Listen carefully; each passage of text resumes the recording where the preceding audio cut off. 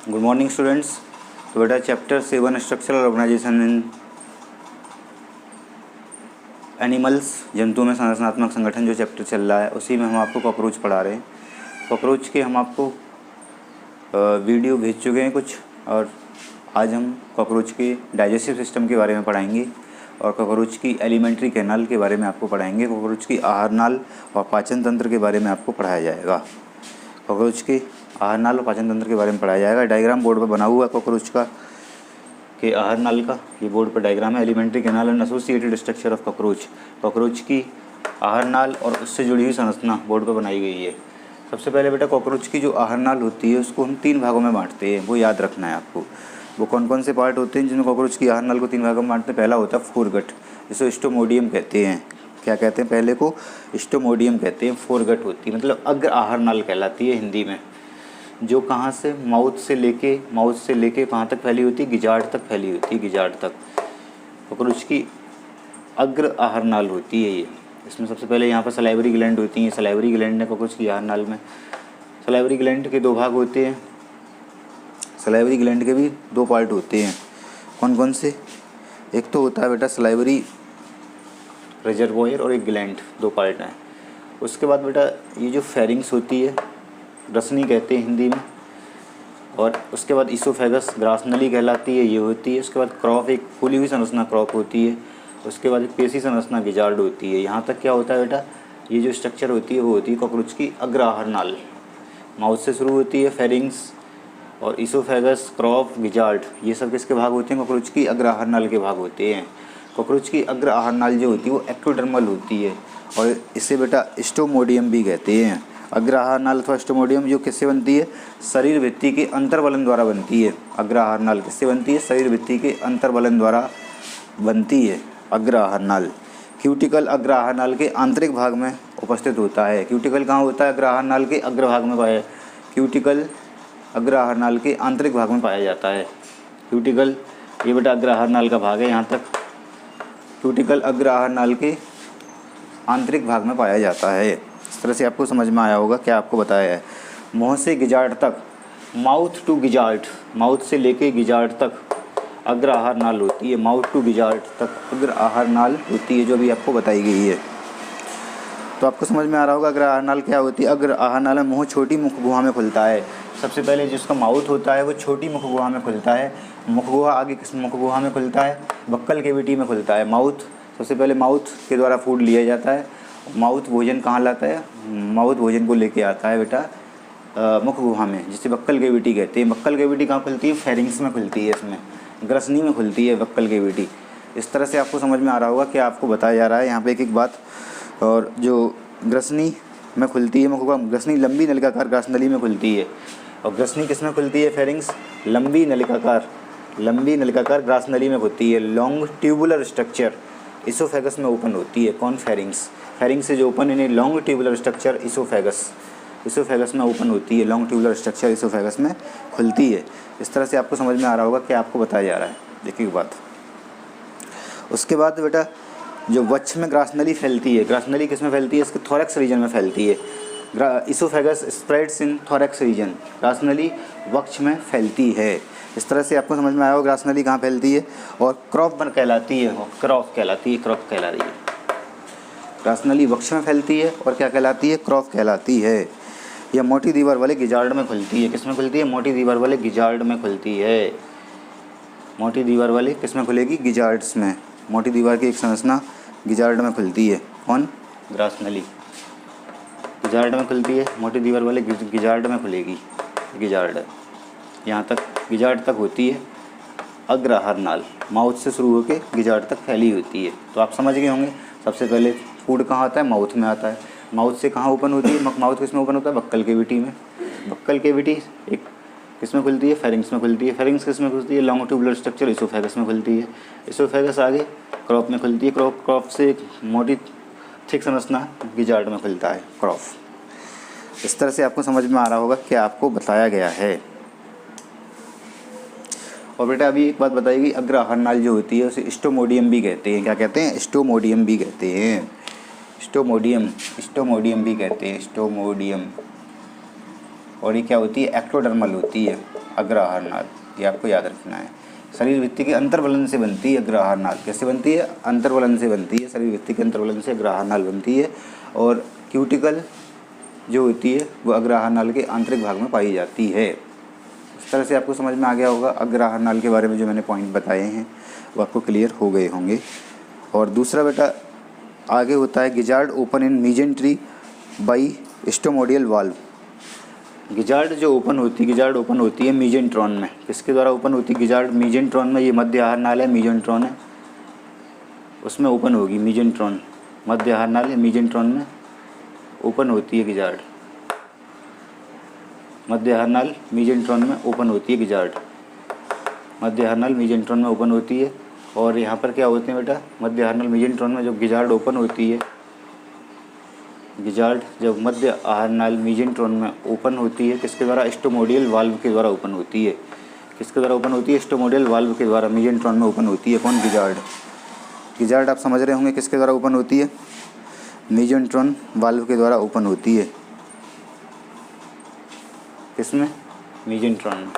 ये आपको समझ में आ रहा होगा कि आपको बताया गया है। इस तरह से की बात आपको बता दी गई है बेटा।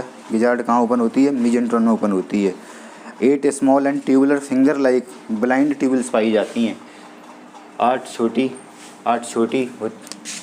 स्मॉल ब्लाइंड ट्यूबुलर पाई जाती हैं। 8 स्मॉल ट्यूबुलर जब मीजेंट्रॉन में ओपन होती है यहाँ पर, तो इसमें क्या होता है बेटा?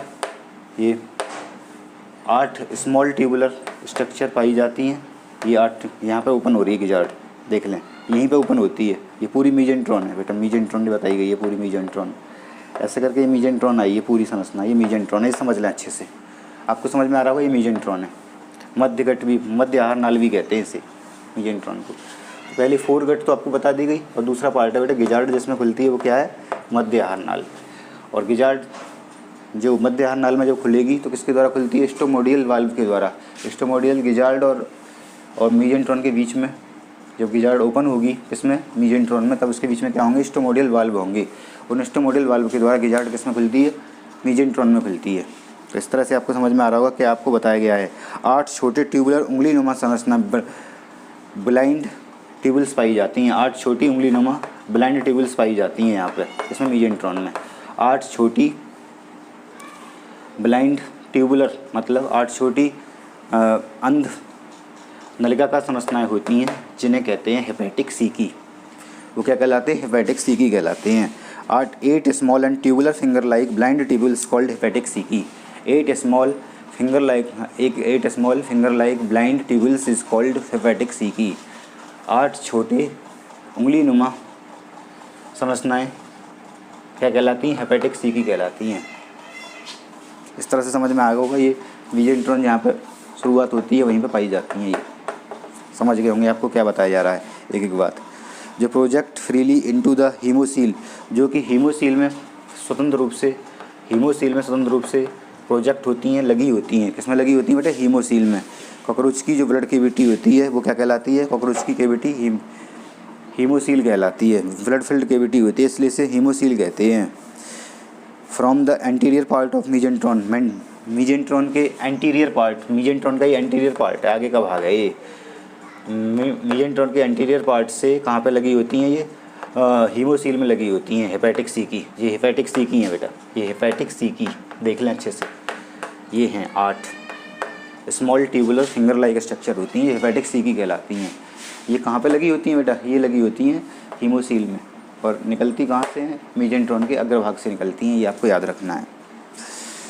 इस तरह से आपको समझ में आया हो क्या? दिस सिक्रेट डाइजेस्टिव जूस, मीजेंट क्या सिक्रेट करते हैं? डाइजेस्टिव जूस सिक्रेट करते हैं, डाइजेशन में हेल्प करता है, पाचक रस स्रावित करते हैं। वॉल ऑफ मीजेंट्रॉन इज मस्कुलर, मीजेंट्रॉन की जो वॉल होती है वो कैसी होती है? मस्कुलर होती है, पेशी होती है। मीजेंट्रॉन, ये पूरी स्ट्रक्चर मीजेंट्रॉन है, इसकी वॉल कैसी होगी बेटा? पेशी होगी। मीजेंट्रॉन की वॉल पेशी युक्त होती है। मीजेंट्रॉन की वॉल, ये मीजेंट्रॉन है, इसकी वॉल कैसी होती है? पेशी होती है। ये आपको समझ में आ रहा होगा क्या आपको बताया जा रहा है एक एक बात। इस तरह से बातें क्लियर हो गई होंगी आपको। वॉल ऑफ मीजेंट्रॉन कैसी है? पेशी होती है। इस तरह से एक बात बेटा मैं आपको बता दिया हूँ मीजेंट्रॉन के बारे में। आगे हम आपको बताएंगे अब हाइंड गट और जिसे कहते हैं प्रोक्टोडियम। क्या कहते हैं? प्रोक्टोडियम कहते हैं। हाइंड गट या प्रोक्टोडियम कहते हैं। यहाँ से हाइंड गट शुरू होती है। हाइंड गट जहाँ से शुरू होती है, इसे हाइंड गट को बेटा दूसरा नाम है प्रोक्टोडियम कहते हैं। मिड गट को मेजेंट्रॉन कहते हैं, हाइंड गट को प्रोक्टोडियम कहते हैं। ये तो एक्टोडर्मल होती है फोर गट, और मिड गट कैसी होती है? एंडोडर्मल होती है। तो आपको समझ में आया होगा बेटा क्या बताया गया है। हाइंड गट के बारे में आपको याद रखना है, जिसे कहते हैं प्रोक्टोडियम। पतली नलिकाएं पश्च आहार नाल, पतली नलिकाएं पश्च आहार नाल जहाँ से शुरू होती है, वहाँ से पश्च आहार नाल और मध्य आहार नाल के जंक्शन पर जुड़ी होती हैं। जहाँ से पश्च आहार नाल शुरू होती है, वहाँ पर पतली नलिकाएं जुड़ी होती हैं। वो पतली नलिकाएं क्या कहलाती हैं? मेलपिगियन ट्यूबुल्स कहलाती हैं, जो उत्सर्जी अंग होती हैं कॉकरोच में। आहार नाल के पश्च आहार नाल, मध्य आहार नाल, मध्य आहार नाल ये है, पश्च आहार नाल ये है। इन दोनों के जंक्शन पर पतली नलिकाएं होती हैं, मतलब थिन ट्यूबुल्स पाई जाती हैं, जो मेलपिगियन ट्यूबुल्स कहलाती हैं। मेलपिगियन ट्यूबुल्स क्या करती हैं? उत्सर्जन में महत्वपूर्ण भूमिका निभाती हैं। किसमें महत्वपूर्ण भूमिका निभाती हैं? उत्सर्जन में महत्वपूर्ण भूमिका निभाती हैं। दोनों के जंक्शन पर पाई जाती हैं, उत्सर्जन में महत्वपूर्ण भूमिका निभाती हैं। इस तरह से आपको समझ में आ रहा होगा कि आपको बताया गया है उत्सर्जी अंग है।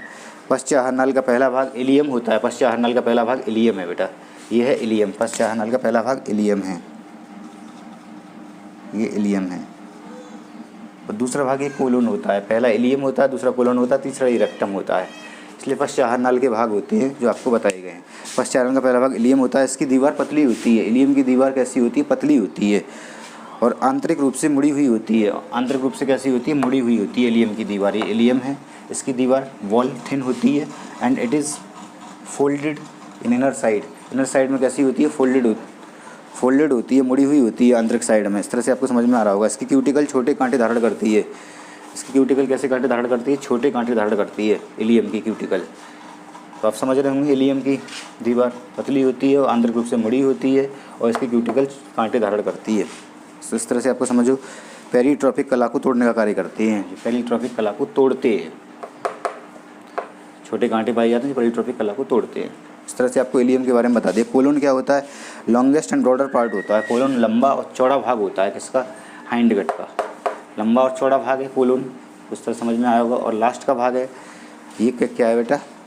रेक्टम। लास्ट पार्ट होता है, ओवल शेप्ड होता है और इंटरनली फोल्डेड वॉल होती है। लास्ट पार्ट होता है ओवल शेप, अंडाकार की आकृति का होता है और आंतरिक रूप से वलयित होता है, इंटरनली फोल्डेड होता है। Long, last, Oval and internally folded part rectum. लंबा नहीं, ओवल शेप होता है, लास्ट पार्ट होता है एंड इंटरनली फोल्डेड होता है, आंतरिक रूप से वलयित होता है, वलय सा बना लेता है अंतर की साइड में। इस तरह से आपको समझ में आ गया होगा कि आपको बताया गया है। रेक्टम के बारे में आपको एक बात बताई गई है। इसकी वॉल में 6 फोल्ड्स पाए जाते हैं जिन्हें रेक्टल पेपिली कहते हैं। रेक्टम की वॉल में कितने? 6 फोल्ड पाए जाते हैं जिन्हें क्या कहते हैं? रेक्टल पेपिली कहते हैं। रेक्टम की वॉल में 6 फोल्ड पाए जाते हैं, वलन पाए जाते हैं 6, जो क्या कहलाते हैं? रेक्टल पेपिली कहलाते हैं, जो रेक्टम की वॉल में पाए जाते हैं। इस तरह से आपको समझ में आ रहा होगा कि आपको बताया जा रहा है बेटा। अब मैं यहाँ पर क्या डिस्कस कर रहा हूँ बेटा? हाइंड गट के बारे में डिस्कस कर रहा हूँ, कॉकरोच की। और इसके बाद बेटा लास्ट में क्या होता है? एब्डोमिनल सेगमेंट के किनारे पर, एब्डोमिनल और 10वें एब्डोमिनल सेगमेंट के किनारे पर, 10वें एब्डोमिनल सेगमेंट के किनारे पर एक स्ट्रक्चर होती है जो एनस कहलाती है। वो एनस 10वें एब्डोमिनल सेगमेंट के किनारे पर एनस पाई जाती है, एनस होती है। और एनस के साइड से क्या निकले होते हैं? एनल सरसाई निकले होते हैं। ये एनल सरसाई कहलाते हैं, एनल सरसाई, इन्हें गुदालूम कहते हैं। इस तरह से आपको समझ में आया होगा कि आपको बताया गया है कॉकरोच में। बेटा कॉकरोच में मैं आपको सलाइवरी ग्लैंड के बारे में बताता हूँ। कॉकरोच में जो सलाइवरी ग्लैंड क्या होती हैं? एक जोड़ी सलाइवरी ग्लैंड पाई जाती हैं कॉकरोच में। एक जोड़ी सलाइवरी ग्लैंड होती हैं, ये और एक सलाइवरी ग्लैंड है कॉकरोच में। देख लें अच्छे से, जिनमें क्या होता है? प्रत्येक सलाइवरी ग्लैंड में 2 भाग होते हैं। एक इसका रिजर्वॉयर पार्ट होता है, ये इसका रिजर्वॉयर पार्ट है, ये इसका रिजर्वॉयर पार्ट है। और दूसरा इसमें ग्लैंडुलर पार्ट होता है, ये ग्लैंडुलर पार्ट है इसके। तो आप समझ गए होंगे कॉकरोच में क्या होता है बेटा? एक जोड़ी सलाइवरी ग्लैंड पाई जाती हैं, लार ग्रंथियाँ पाई जाती हैं। और जो प्रत्येक लार ग्रंथि के 2 भाग होते हैं, एक ये लार ग्रंथि हो गई, दूसरी ये लार ग्रंथि हो गई। तो एक जोड़ी और संख्या में 2 लार ग्रंथियाँ कॉकरोच में पाई जाती हैं। और इस लार ग्रंथि के 2 भाग होते हैं, एक सलाइवरी रिजर्वॉयर होता है और ये सलाइवरी रिजर्वॉयर है, जिसमें सलाइवरी रिजर्वॉयर उसे कहते हैं लार को ग्रहण करने वाला सलाइवरी रिजर्वोयर कहलाता है, जिसमें लार जमा होती है कॉकरोच में। ये आप समझ गए होंगे। सलाइवरी और ग्लैंडुलर पार्ट होता है जिससे लार सिक्रेट होती है, बनती है। तो आप समझ गए होंगे कॉकरोच की सलाइवरी ग्लैंड में 2 भाग होते हैं। प्रत्येक सलाइवरी ग्लैंड में 2 भाग होते हैं। एक जोड़ी सलाइवरी ग्रंथियाँ होती हैं कॉकरोच में, और प्रत्येक सलाइवरी ग्लैंड में 2 भाग होते हैं। सलाइवरी रिजर्वोयर मतलब लार ग्राही कहलाता है, और दूसरा ग्लैंडुलर पार्ट होता है जो ग्रंथिल भाग कहलाता है सलाइवरी लार ग्रंथि का। तो सलाइवरी रिजर्वोयर में क्या होता है, लार जमा होती है, store of saliva in salivary reservoir. Glandular part में क्या होता है, सलाइवा सिक्रेट होती है, सलाइवा का निर्माण होता है ग्लैंडुलर पार्ट में। इस तरह से आपको समझ में आ गया होगा क्या आपको बताया गया है। कॉमन इफरेंट सलाइवरी डक्ट क्या होती है, arises from both salivary gland, दोनों सलाइवरी ग्लैंड से एक निकलती है। कॉमन इफरेंट सलाइवरी डक्ट निकलती है दोनों सलाइवरी ग्लैंड से, दोनों सलाइवरी ग्लैंड से कॉमन एक डक्ट निकलती है जिसे कहते हैं इफरेंट सलाइवरी डक्ट कहते हैं। इफरेंट सलाइवरी डक्ट कहलाती है, दोनों सलाइवरी ग्लैंड से मिलकर निकलती है कॉमन।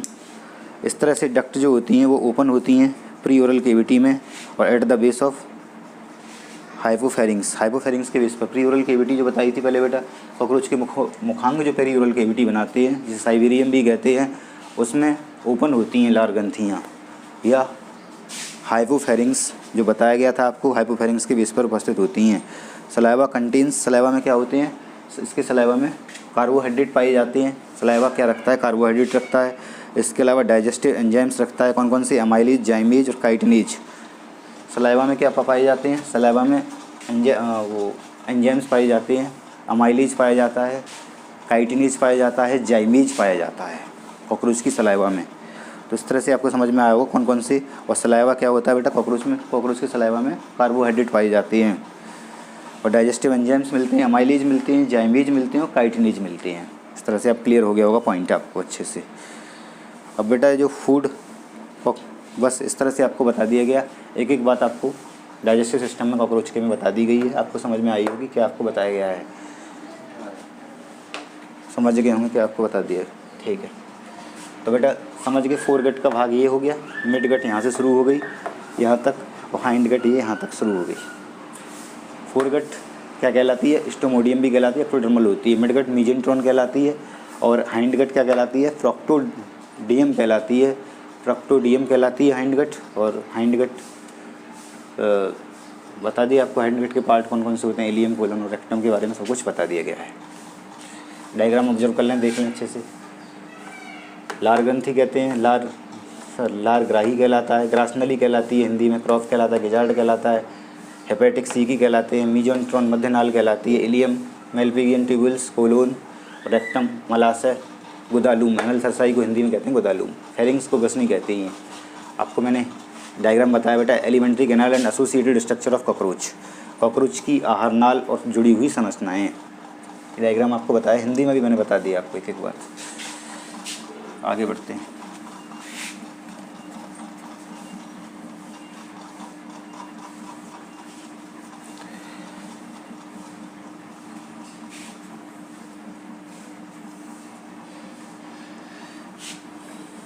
अब देखेंगे बेटा कुछ इम्पोर्टेंट पार्ट जो मैं बता देता हूँ, क्या मैंने बताया आपको। एलिमेंट्री कैनाल देख लें, alimentary canal of cockroach, cockroach की जो आहार नाल होती है, कॉकरोच की आहार नाल कितने भाग हैं बेटा इसका, पहला फोरगट है, और दूसरा मिडगट, और तीसरा हाइंडगट।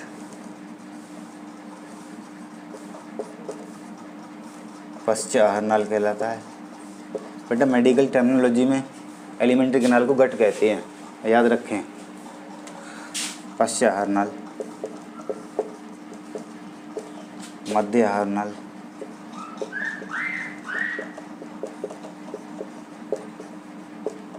अग्र आहार नाल,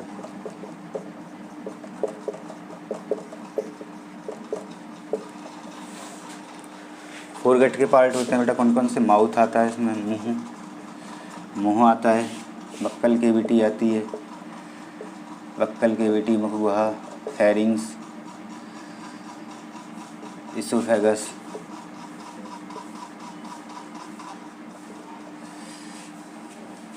क्रॉफ, गिजार्ड। मिडगट को दूसरा नाम है क्या कहते हैं? मीजेंट्रॉन कहते हैं। इसमें क्या होते हैं? हेपेटिक सीकी, हेपेटिक सीकी पाए जाते हैं मध्य आहार नाल में। उसके बाद हाइंडगट के पार्ट होते हैं कोलोन, इलियम, कोलोन, रेक्टम।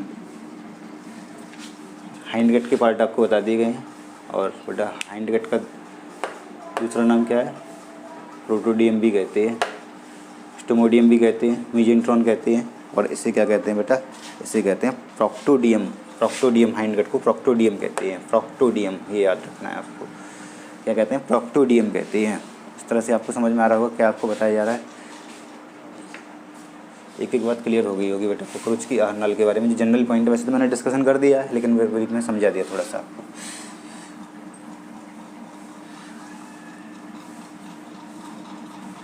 और बेटा मैंने जो सलाइवरी ग्लैंड बताया हूँ, सलाइवरी ग्लैंड कॉकरोच में 1 पेयर सलाइवरी ग्लैंड, मतलब लार ग्रंथियाँ जो कॉकरोच में होती हैं वो कितनी होती हैं? 1 पेयर, एक जोड़ी होती हैं, जो भी आपको बताया। Each salivary gland has 2 part. Salivary gland has 2 part. प्रत्येक सलाइवरी ग्लैंड के 2 भाग होते हैं, 2 पार्ट्स रखती है। पहला होता है रिजर्वॉयर पार्ट, मतलब ग्राही भाग कहलाता है। ध्यान से हिंदी में भी सुन लें बेटा, हिंदी में बताया जा रहा है। और दूसरा सलाइवरी ग्रंथि एक जोड़ी होती हैं, लार ग्रंथियाँ एक जोड़ी होती हैं। प्रत्येक सलाइवरी ग्रंथि 2 भाग रखती है, रिजर्वॉयर पार्ट और दूसरा ग्लैंडुलर पार्ट।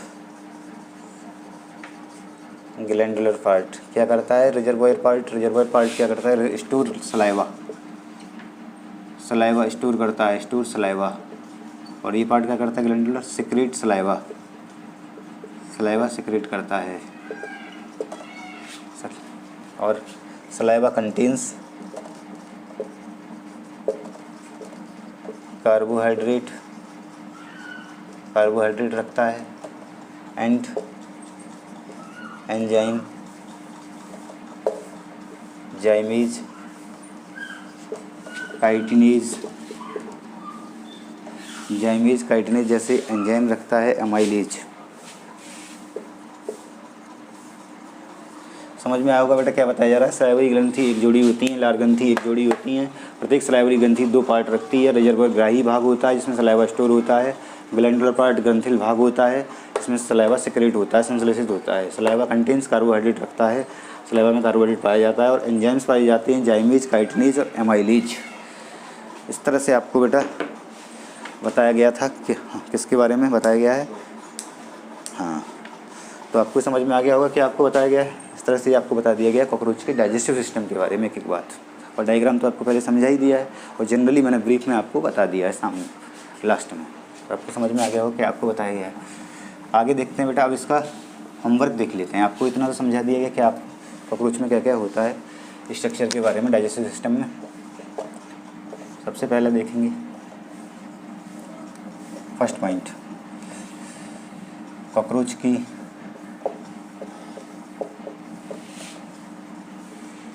अग्र आहार नाल। अग्र आहार नाल कहलाती है, कॉकरोच की अग्र आहार नाल कहलाती है। पहला फर्स्ट ऑप्शन स्टोमोडियम,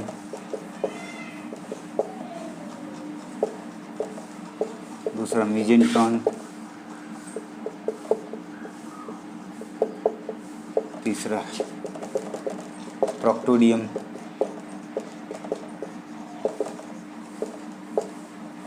फोर्थ उपरोक्त में से कोई नहीं।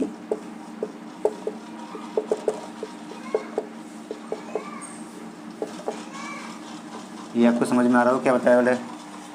Foregut of cockroach is known as stomodeum, mesenteron, proctodeum, none of the above.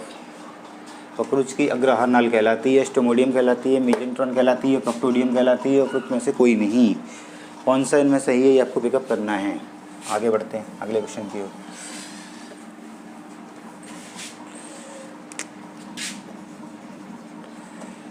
Cockroach की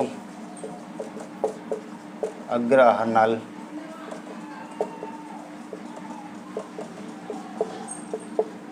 होती है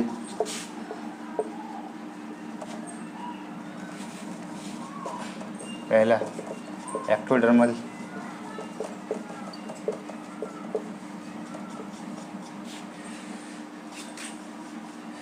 दूसरा एंडोडर्मल,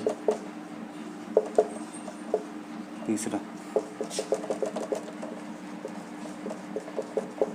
मेजोडर्मल, चौथा उपर्युक्त में से कोई नहीं।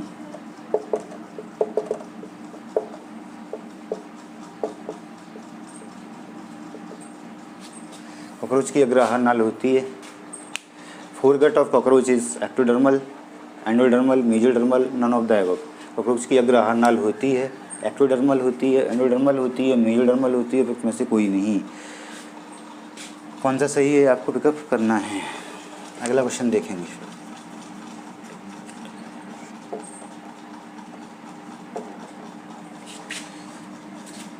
गिजार्ड पाई जाती है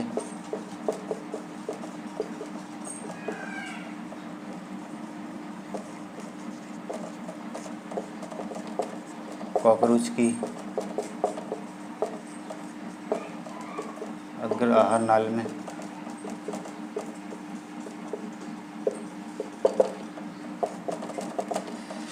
कॉकरोच की मध्य आहार नाल में, तीसरा कॉकरोच की पश्च आहार नाल में,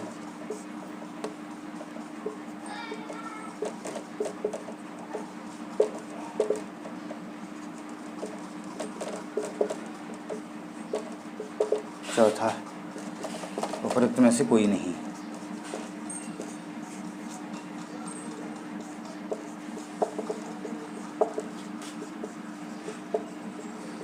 देख लें बेटा, गिजार्ड पाई जाती है foregut of cockroach, midgut of cockroach, hindgut of cockroach, none of the above.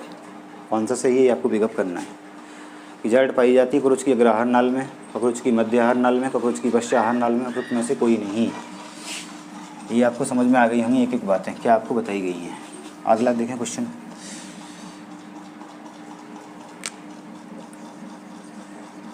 क्रॉफ पाई जाती है, क्रॉफ पाई जाती है फोरगट अग्र आहार नाल में,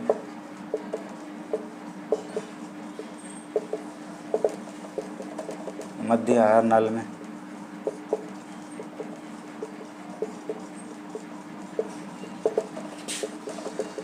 पश्च आहार नाल में,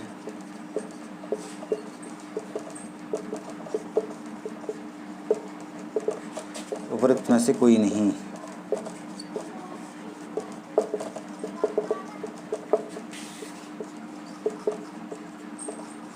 देख लें अच्छे से। Crop is occur in anterior crop is occur in foregut, midgut, hindgut, none of the above. Crop पाई जाती है अग्र आहार नाल में, मध्य आहार नाल में, पश्च आहार नाल में, उपरोक्त में से कोई नहीं। ये आपको क्लियर करना है, आप आंसर दे देंगे। अगला क्वेश्चन देखेंगे।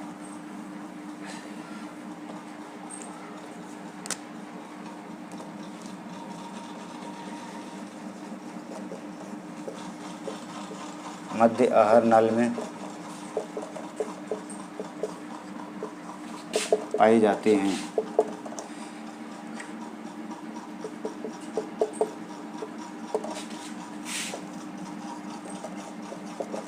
पहला ग्रासनली, दूसरा hepatic सीकी,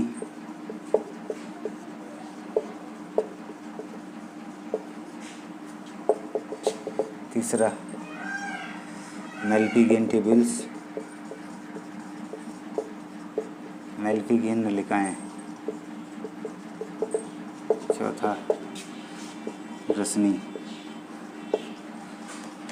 in midgut is occur oesophagus, hepatic caeca, Malpighian tubules, pharynx. Which one is correct? मध्य आहार नाल में पाई जाती है, ग्रासनली पाई जाती है, हेपेटिक सी की पाई जाती है, मेल्पिगियन नलिकाएँ पाई जाती हैं, ग्रसनी पाई जाती है।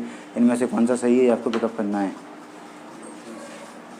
इससे आगे बेटा अगली क्लास में आपको बताया जाएगा। Thank you, we will discuss in next class.